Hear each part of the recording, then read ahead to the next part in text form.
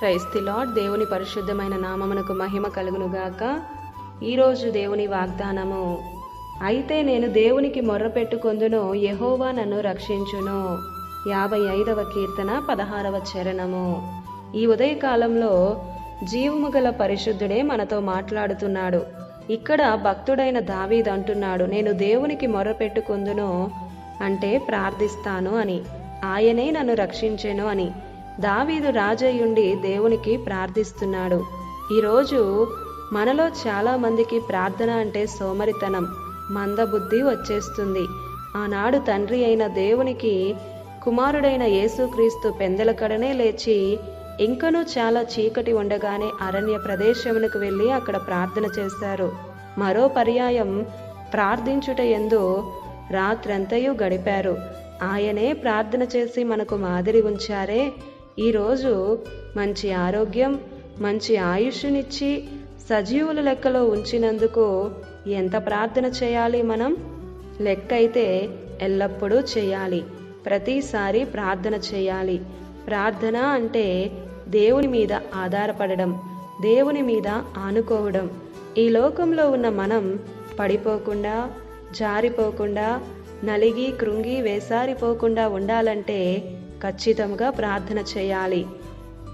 అది అవసరతతో కూడిన ప్రార్థన కాక ఆత్మలో ఆయనతో కలిసి ప్రార్థించే అనుభవంలోనికి రావాలి.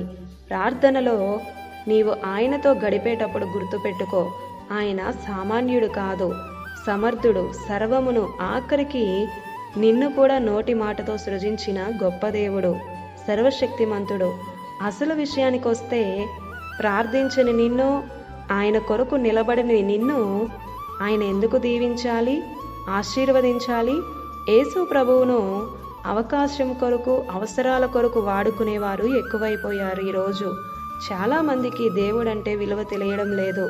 తినే వాటి కొరకు, కట్టుకుంటున్న వాటి కొరకు, వస్త్రాల కొరకు, ప్రయాణం, ఇలా ప్రతిదీ ప్రార్థన చేయాలి.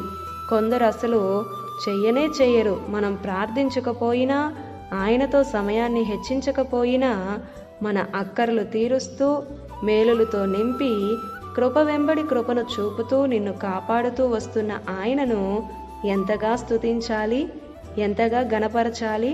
ఆలోచించు ప్రియ సహోదరుడా, సహోదరి. మన ఆశలు నెరవేర్చువాడు ఆయనే, మన అవసరములను తీర్చువాడు ఆయనే, మన అక్కరలను ఎరిగి ఆదుకునే దేవుడు ఆయనే. ఊహించలేని ఆశ్చర్య కార్యములతో ఏ కొదువ లేక కాచి కాపాడి తన చేతి నీడలో భద్రపరుస్తున్న దేవునికి ఎంత సమయం ఇస్తున్నాం ప్రార్థించడానికి? ప్రార్థిస్తున్నామా?